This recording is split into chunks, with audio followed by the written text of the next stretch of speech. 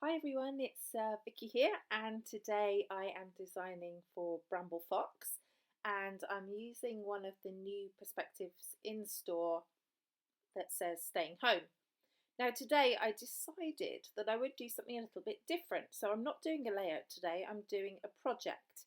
And in the UK, and maybe other places in the world, at the moment people are putting rainbows in their window to show their support for the NHS. And I thought I would make a rainbow to put in my window, something a little bit different. So first, what I've done here is I've pulled out 7 different colours of cardstock, just plain basil coloured cardstock, and I'm just making a template here for a rainbow. So you'll just see here. So I've sort of got a semicircle here. There we go. It's not quite a semicircle. It's sort of an elongated semicircle, but it's sort of rainbow shape. So what I'm going to do is cut out my first colour from that template, and that's sort of a deep pinky reddy colour. The colours on here are not brilliant actually. The final colours are a little bit different, but you'll get the gist of it. So what I then do is cut a bit off of my template so that I've got slightly smaller rainbow shape, and I cut that out of the next colour, which is sort of a coral, orangey coral colour. So you'll see me go through, and each colour I do exactly the same thing.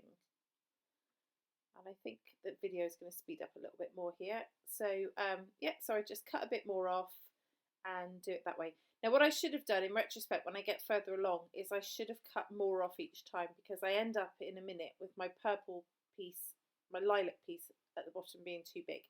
So then I go back and trim some up, but you'll see what I mean in a moment. So here we go, yellow.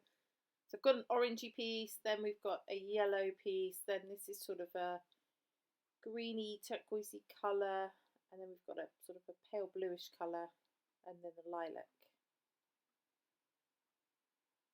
So each time I just make the template a little bit smaller, and yeah, that seemed the best way to do it. So that's what I did.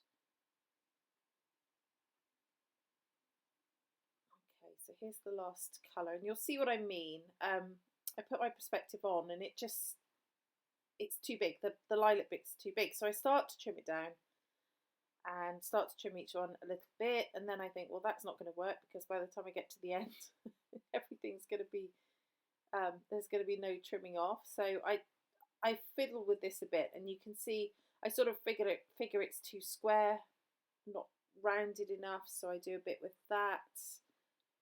And in the end, I am happy with how it turns out. And I don't trim the orangey coral, the orangey one. I just leave those smaller at the top, and I'm happy with that. Sort of, it's an irregular, wonky rainbow. So I distress the edges of each piece, and by edge I just mean the curve. I don't do the bottom, because that's just going to be flat.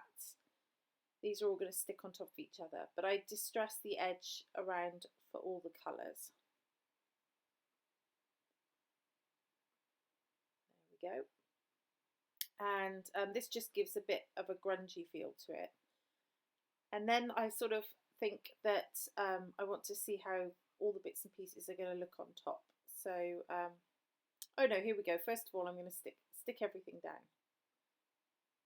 So I just put some tape on each one, and I don't put it right to the edge, because in a minute I'm going to ruffle up the edges just to add that extra bit of grungy dimension to it.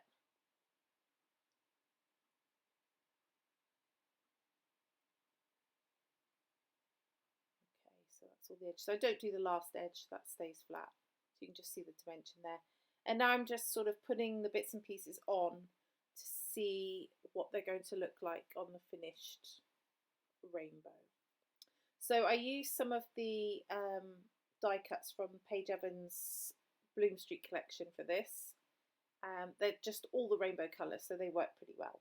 And I'm not doing tone on tone here, because it just would be a little bit too difficult. So I just pick out what, some of the colours that match with it, and just put them all in. So I've picked out everything I'm going to use, and I'm thinking that I want to grunge the rainbow a bit more.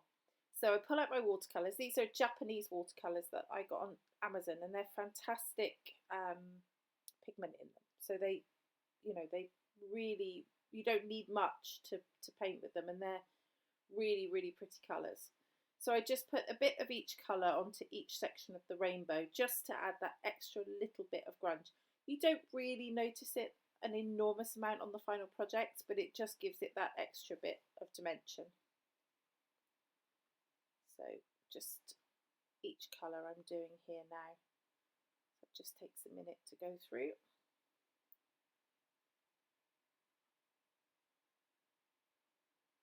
Make sure it's all looking grungy. I contemplated taking an arc out of the centre so that it was a pure rainbow, but what I wanted to do was put it in my window, so the best thing is for it to stand on something, and I thought it was easier than hanging it, so it can stand at the bottom on my windowsill in the window. So that's why I left the bottom flat. But you could take out an arc there, that would look quite cool too, I think. Right, so okay, so I've finished with the watercolours, and as you can see there's not much difference, it just looks a little bit more grungy. So I give it a little bit of a dry, and my table keeps getting knocked around. It's not as sturdy as my old table, so excuse if you see jumping. So I'm going to take the plastic off the front and back of my perspective there, the little house. I'd already done it on Staying Home, and I'm going to start to assemble again.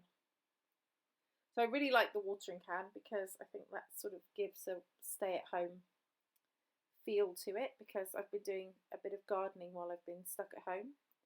I say gardening, I'm not particularly green-fingered, so it's yeah, it's a loose term really, gardening, for what I do. I don't know what's a plant and what's a weed, to be fair, so I always have to ask.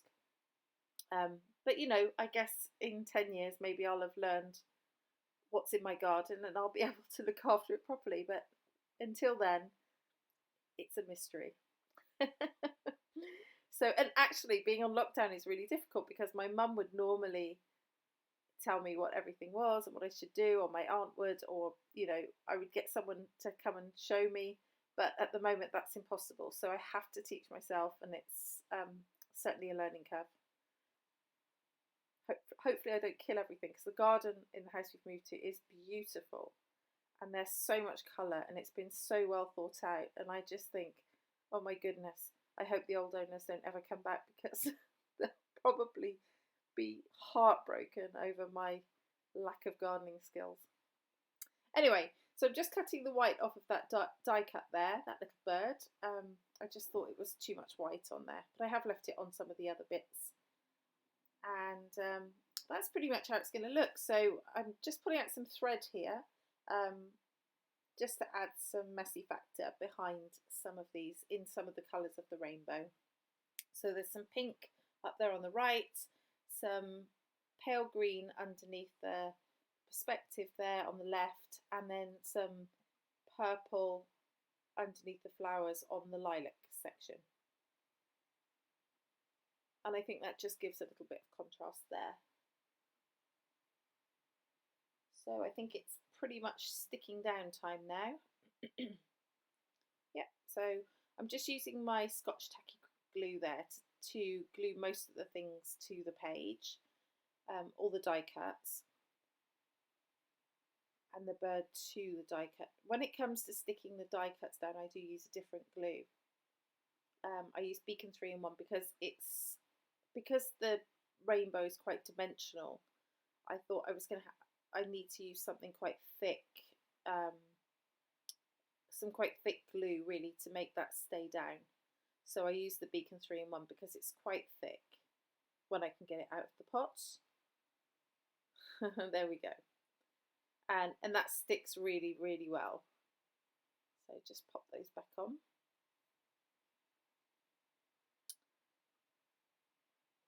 And there's the Staying Home.